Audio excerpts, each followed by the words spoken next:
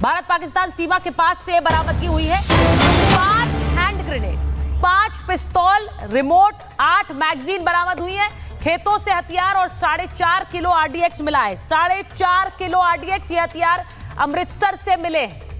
अमृतसर से जो हथियार मिला है उसकी तस्वीरें मैं आपको दिखा रही हूं। इस वक्त एक्शन तेज है और यहां अमृतसर से जो मिला है आरडीएक्स, वो तस्वीरें हम दिखा रहे हैं। कर्नल सिंह, इसका मतलब क्या है? ये जो 5 किलो आरडीएक्स मिला है वहां से, अब इस वक्त बहुत अलर्ट पर है फोर्सेस, हम जानते हैं, और वहां पर ये मिलना, ये लगातार हम ये भी बता रहे हैं कि एक बड़ा सर्च ऑपरेशन, कॉम्बिंग ऑपरेशन इस वक्त कश्मीर में चल रहा है। और जय हिंद, नमस्कार। अगर आप ओवरऑल सिचुएशन को देखें, जेएनके को हम कॉम्बिंग ऑपरेशन चला रहे हैं, बट इसका मतलब ये नहीं है कि बॉर्डर के दूसरी जगहों पर हमने खुला छोड़ा हुआ है। बीएसएफ अपने आप में पंजाब बॉर्डर पर बहुत ज़्यादा सक्रिय है, और जब भी हम देखते हैं कि ये जो क्वांटिटी आप दिखा रही हैं, ये एक मिनी ड्रोन की कैपेबिलिटी होती है इतना सामान उठाने की। सो क्लैरिटी के साथ मैं बोल सकता हूँ कि ये जो बीएसएफ की रिपोर्ट पहले भी जो आई है कि मिनी ड्रोन से वो कुछ सामान इस साइड डालते हैं, और वो सारा सामान जनरली एमुनेशन से रिलेटेड होता है। मेरे लिए बहुत कंसर्न की बात है आरडीएक्स इसलिए क्योंकि वो स्ट्रेट अवे, इसका मतलब है किसी ना किसी आईडी से रिलेटेड उन्होंने इसको भेजा है कि इससे आईडी बनेगी, कहीं ना कहीं लगेगी, एक बड़ा नुकसान किया जा सकता है। 4-6 ग्रेनेड्स जो हैं वो अपने आप में एक बड़ा सीरियस मामला है, क्योंकि ग्रेनेड्स का भी इस्तेमाल किसी एक सिपाही के ऊपर नहीं किया जाएगा, ये किसी ग्रुप पर किया जाएगा। और अगर लेटेस्ट ट्रेंड पाकिस्तान का देखें टेररिज्म का, तो वो ग्रुप्स ढूंढ रहे हैं, इनोसेंट लोग ढूंढ रहे हैं। वो उन लोगों के ऊपर इसका इस्तेमाल करना चाहेंगे जहां पर एक क्राउड हो, जहां पर कोई फौज ना हो, जहां पर कहीं कोई weapon defensive point of view से ना हो। ज़्यादा बड़ी बात ये भी है कि जैसे अभी आपने थोड़ी देर पहले बताया कि पाकिस्तान 3 से 4 दशकों से टेररिज्म कर रहा है, और उसके बाद उन्होंने, आपने सुना नहीं क्या बोला कि वी आर वेरी सॉरी। ये सॉरी वाला मतलब क्या है? इट वॉज आवर मिस्टेक भाई साहब, आपने बहुत देर कर दी। आपने जो 4 दिन पहले किया है ना, वो बहुत बड़ी मिस्टेक हो गई। And now India has stopped forgiving you for all your mistake. We are very clear headed now कि हम आपको पीने के लिए, आरजू जी, पानी ज़रूर देंगे, देते आए हैं, लेकिन आरजू जी ब्लड नहीं देंगे अब हम। आप बहुत हो लिया। आपको एग्री करना पड़ेगा। आपको पर्सनली आरजू को चाहिए होगा, मैं आकर दे जाऊंगा ब्लड, वो एक ह्यूमैनिटेरियन जेस्चर होगा। और लेकिन अगर पाकिस्तान मेरे देश का ब्लड मांगेगा तो आई एम वेरी सॉरी, हमें इसका जवाब नहीं देना है। अब हम अपने तरीके से काम करेंगे। और कर्नल सिंह, वहां पे जो डिस्कशंस चल रहे हैं कि हम भारत से compete नहीं कर सकते इन टर्म्स ऑफ फोर्सेस, जो न्यूक्लियर पावर के नंबर्स हैं वो जरा स्क्रीन पर चला लीजिए चेतन आप। भारत से आप जमीनी जो जंग होगी उसमें आप compete नहीं कर सकते, इसीलिए भारत के साथ अगर जंग हो तो सिर्फ एक ही तरीका है, न्यूक्लियर बॉम्ब।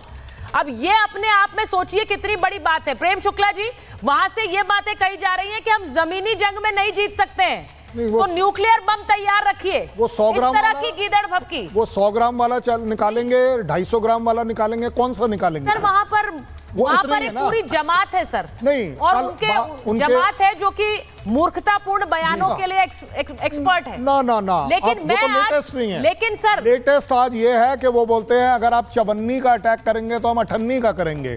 आप चवन्नी और अठन्नियों में अटके हुए हैं। मेरे ख्याल आरजू जी कुछ पैसे कंट्रीब्यूट करिए। आप जितने पत्रकार हैं उन सबके जो अकाउंट फ्रीज हुए हैं उसमें से चवन्नियां और अठन्नियां निकालकर इनको दे दीजिए। नहीं, बात जरूरत है। सबसे बड़ी बात है, हमारे लिए ये फ्रिवलस नहीं है और ना ही हमारे लिए मजाक का मुद्दा है। yes. हमारे लिए बहुत गंभीर मुद्दा है, और इसीलिए मैं बार बार कहती हूं, इनके लिए जिस स्तर पे बात करना चाहे, जिस निम्न स्तर तक ये गिरना चाहे, ये तो गिर ही चुके हैं, उससे ज्यादा क्या होगा। और अब मैं सिर्फ ये पूछ रही हूं प्रेम शुक्ला जी, एक डर लोगों के मन में है, ये स्वाभाविक है क्योंकि दोनों देश न्यूक्लियर स्टेट्स हैं, और वहां से तो वो धमकी, हम हमेशा रिस्पॉन्सिबल स्टेटमेंट्स देते हैं। हमें पता है कि एक न्यूक्लियर पावर होने की जिम्मेदारी क्या होती है।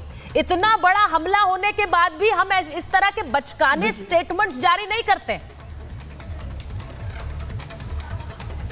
देखिए, हर किसी को बचकाने स्टेटमेंट से बचना चाहिए, लेकिन पाकिस्तान की हरकतें बचकानी है। गीदड़ से आप शेरों की तरह की दहाड़ की अपेक्षा नहीं कर सकती ना। गीदड़ हुआ ही करेगा। तो गीदड़ वही कर रहा है। जहां तक बात परमाणु हथियारों की है, तो भारत जो है पाकिस्तान से पहले परमाणु शस्त्र संपन्न राष्ट्र है। हामिद खान जी को लीजिए। और भारत ने अगर मान लीजिए प्रत्युत्तर दे दिया, तो आप कल्पना कीजिए कि भारत का तो हो सकता है उन्होंने कभी परमाणु शस्त्र का प्रयोग किया तो हमारा थोड़ा डैमेज होगा, लेकिन अगर भारत ने परमाणु शस्त्र का प्रयोग कर दिया तो पूरा पाकिस्तान कब्रिस्तान में तब्दील हो जाएगा। इसलिए पाकिस्तान के जो भी थोड़े बहुत जहीन लोग हैं, वो अपने जो उनके हुक्मरान हैं उनको समझाने की कृपा करें कि भारत को आप चमकाइयाँ धमकाइयाँ और परमाणु बमों का जो है कृपा करके किसी प्रकार की धमकी देने की गलती ना करें, क्योंकि भारत ने अब नो फर्स्ट यूज वाली पॉलिसीज भी उससे भी किनारा कर लिया है। हमको अगर आवश्यकता पड़ गई तो हम किसी भी स्तर तक जा सकते हैं। तो कृपा करके संप्रभु भारत के देखिए अभी जो हम कर रहे हैं, प्रेम शुक्ला जी, मैं जरा चुनौती देने की गलती ना करें और आरजू को भी दिखा दूं जो हो रहा है इस वक्त। भारत से आज 191 पाकिस्तानी वाघा बॉर्डर से वापस गए। वो तस्वीरें भी दिखाइए जरा, क्योंकि पाकिस्तान से आज 287 भारतीय भी भारत वापस आए। 2 दिन में 229 पाकिस्तानी भारत से गए हैं। अब आज गृह मंत्री ने एक बैठक की थी अलग अलग सीएम्स के साथ और कहा कि आपके इलाकों में जितने भी पाकिस्तानी हैं उन्हें चिन्हित करिए, उन्हें वापस भेजिए। तो ये तस्वीरें भी वाघा से आई हैं, अटारी से आई हैं और यहाँ वापस भेजा गया है। हम बड़ा क्लियर है, जो कहा है उसको अमल में लाना है। पाकिस्तानियों को देश से बाहर करिए, ये क्लियर कर दिया गया। जो राजनयिक संबंध है उन्हें किस तरह से खत्म करना है, उसको भी, उस पर भी अमली जामा पहनाया जा रहा है। और कैसे वो वाटर ट्रीटी जिसे अभी रोका गया है उस पर काम करने के लिए भी एक बैठक हो रही है। मैं एक चीज सीधी ये बात पूछना चाह रही हूं आरजू, क्योंकि यहां पर लगातार, एक बार जीडी बख्शी सर के पास जाएंगे। जीडी बख्शी सर, ये जो बार बार कहा जा रहा है न्यूक्लियर बॉम्ब है हमारे पास, न्यूक्लियर बॉम्ब, हम इन्हें जमीनी लड़ाई में हरा नहीं सकते हैं, तो न्यूक्लियर बॉम्ब की, सर कितने इर्रिस्पॉन्सिबल हाथों में न्यूक्लियर बॉम्ब है, इसका भी एहसास होता है। मैं एक चीज़ क्लियर कर दूं बिटिया, मैं आपको बताना चाहता हूं कि इनके एक मिनिस्टर साहब हमको पहले धमकी दे रहे थे कुछ साल पहले कि हमारे पास 1.5 पाव के 2 पाव के बहुत सारे न्यूक्लियर बॉम्ब हैं। ठीक है, भारतवर्ष के पास 10 किलोटन 50 किलोटन और उसके ऊपर टन के हेवी वेट न्यूक्लियर बॉम्ब्स हैं।